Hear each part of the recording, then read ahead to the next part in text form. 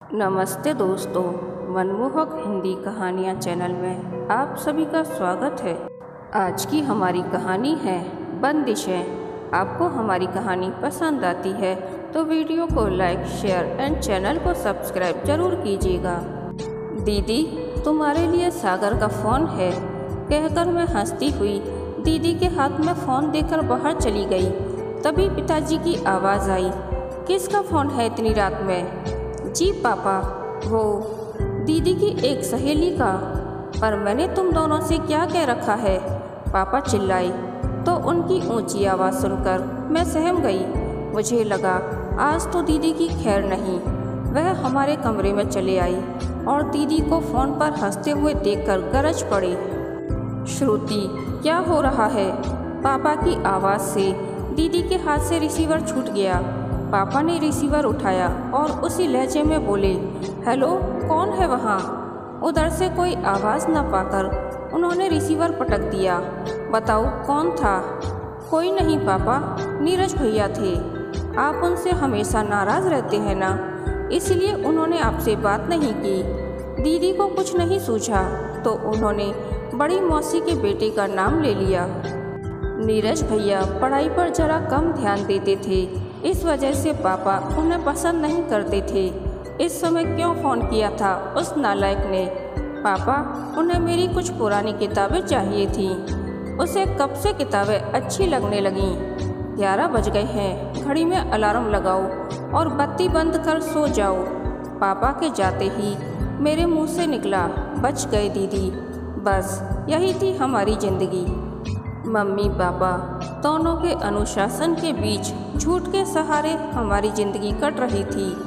Mummy तो कभी कभी मनमानी करने भी देती थी, पर पिताजी, वह तो लगता था कि पूर्व जन्म के हिटलर थे। हम दोनों बहनों पर वे ऐसी नज़र रखते थे जैसे जेलर कैदियों पर रखता है। घर से बाहर हमें सिर्फ कॉलेज जाने की इजाज़त थी। हमारे हर फ़ोन, हर चिट्ठी, हर दोस्त पर उनकी निगाह रहती और हमारे दिलों में उनका एक अजीब सा खौफ बैठ गया था। उन्हें इस बात पर बहुत हैरानी होती थी कि हमारे अपने इतना मानसिक कष्ट कैसे दे सकते हैं। अगली सुबह जब हम कॉलेज जा रहे थे तो रास्ते में दीदी ने मुझसे पूछा, श्रेया, माता पिता इतना दुख क्यों देते हैं? मैं कुछ पल सोचती रही कि क्या कहूँ, फिर चलते चलते रुककर बोली, दीदी, पालने वाले जो भी दें ले लेना चाहिए। श्रेया, तुम्हें इतने अच्छे ख्याल कहाँ से आते हैं? दीदी ने मेरी तरफ देखकर पूछा। मैंने आसमान की तरफ देखा और फिर हम हंस पड़े। ऐसे ही खट्टे मीठे लम्हों के बीच दीदी का बीए हो गया। उन दिनों मेरे पेपर चल रहे थे।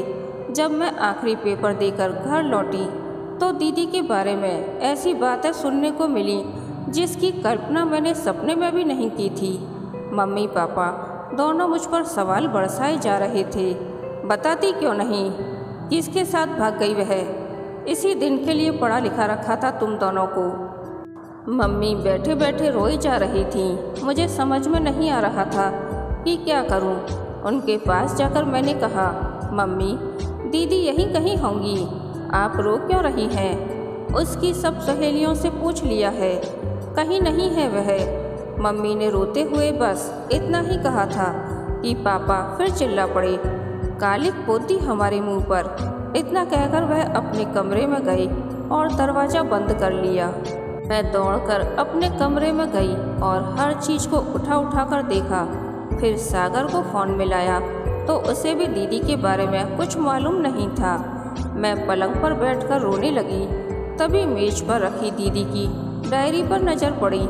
मैंने उसके पन्ने पलटे तो एक कागज़ मिला जिस पर लिखा था, प्रिय श्रेया, तुम्हें याद होगा कुछ दिनों पहले कॉलेज में कैंपस इंटरव्यू हुए थे। इसके कुछ दिनों बाद ही मुझे एक कंपनी की ओर से कस्टमर केयर एग्जीक्यूटिव का नियुक्ति पत्र मिला था। मैं मम्मी पापा से इजाज़त मांगती तो वे मुझे यह नौकरी नहीं करने देते, इसीलिए बिना बताए जा रही हूँ। मुझे मालूम है उन्हें दुख होगा, पर श्रेया, थोड़े दिन ही सही, मैं खुली हवा में सांस लेना चाहती हूँ। यह मत करो, वह मत करो। यहाँ मत जाओ, वहाँ मत जाओ, यह मत पहनो। यह बातें सुन सुनकर मैं थक गई हूँ। मुझे वहाँ अच्छा नहीं लगता, तो मैं वापस लौट आऊँगी। तुम अपना और मम्मी पापा का ध्यान रखना। तुम्हारी दीदी श्रुति। इस खत को पढ़ने के बाद मुझे बहुत सुकून मिला। मैंने पत्र ले जाकर मम्मी को थमा दिया। अरे, उसे इस तरह जाने की क्या ज़रूरत थी? हमसे पूछा तो होता। अगर दीदी पूछती तो क्या आप उन्हें जाने देती? उनके पास इस सवाल का कोई जवाब नहीं था। वह बुद्ध सी बैठी रहीं और फिर रोने लगी। दीदी के जाने के बाद मैंने मम्मी पापा का एक नया ही रूप देखा। दोनों हमेशा उदास रहते थे। ऐसा लगता था जैसे अंदर ही अंदर टूट रहे हों। जबकि पहले लगता था कि उनके दिल पत्थर के हैं, पर अब पता चला कि ऐसा नहीं है। मम्मी की सेहत गिरती जा रही थी और पापा भी घंटों चुपचाप कमरे में बैठे रहते। उनकी तकलीफ इस बात से और बढ़ती जा रही थी कि दीदी ने जाने के बाद कोई खबर नहीं भेजी। मेरी बड़ी अजीब सी स्थिति थी। मम्मी पापा के दुख से दुखी थी, पर दिल में दीदी के लिए खुशी भी थी। उनके न होने से अक्सर अपने आप से बातें कर लिया करती कि अगर मम्मी पापा दीदी से इतना ही प्यार करते थे तो उन्हें इतना दुखी क्यों किया जाता था। कभी कभी लगता कि अच्छा ही हुआ जो दीदी चली गई। कम से कम थोड़ा सुकून तो पाया उन्होंने। फिर ऐसे ही एक शाम बैठे बैठे दीदी की बात याद आने लगी। श्रेया, एक दिन मैं पर लगाकर आसमान के उस पार उड़ जाऊंगी और सितारों से दोस्ती करूंगी। फिर मेरा क्या होगा? तुझे भी अपने साथ ले जाऊंगी। और सागर का क्या होगा? वह तो बस मेरा दोस्त है जो पता नहीं कैसे बन गया। उसे धरती पर ही रहने दो। आसमान पर सिर्फ हम दोनों चलेंगे। और फिर हम जोर से हंस पड़े थे। वक्त अच्छा हो या बुरा थमता नहीं है। मेरे आसपास सब कुछ ठहर सा गया था। मुझे अब दीदी की चिंता होने लगी थी। 3 महीने गुजर जाने के बाद भी उन्होंने कोई खबर नहीं भेजी।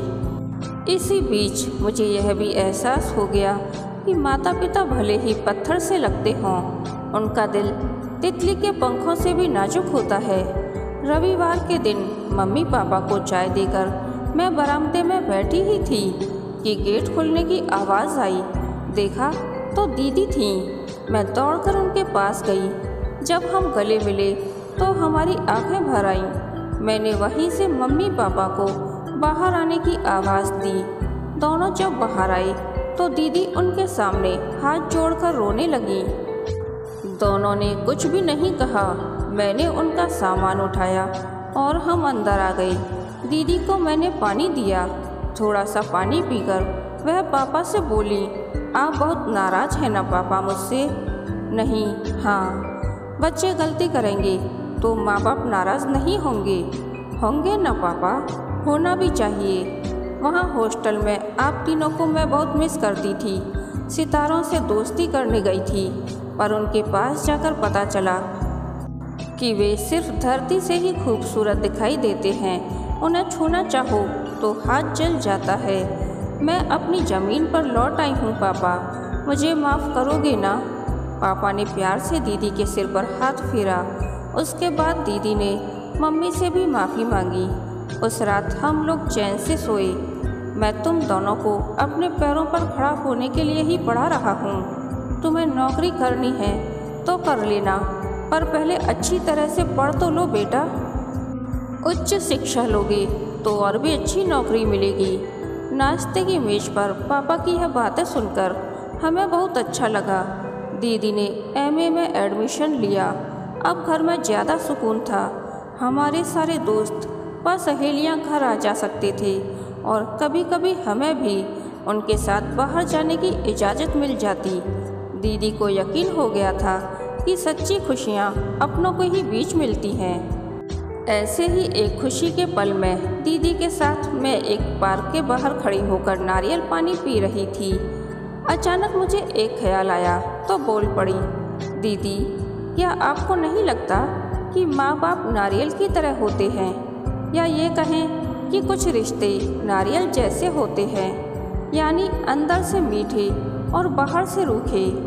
दीदी ने मुझे अपने पुराने अंदाज में देखा और बोली, श्रेया, तुम्हें इतने अच्छे ख्याल कहाँ से आते हैं? फिर वो कुछ सोचकर बोली, श्रेया, आज एक ख्याल मेरे दिमाग में भी आ रहा है कि जब मेरे बच्चे होंगे तो मैं ऊपर से भी नरम और अंदर से भी नरम रहूँगी।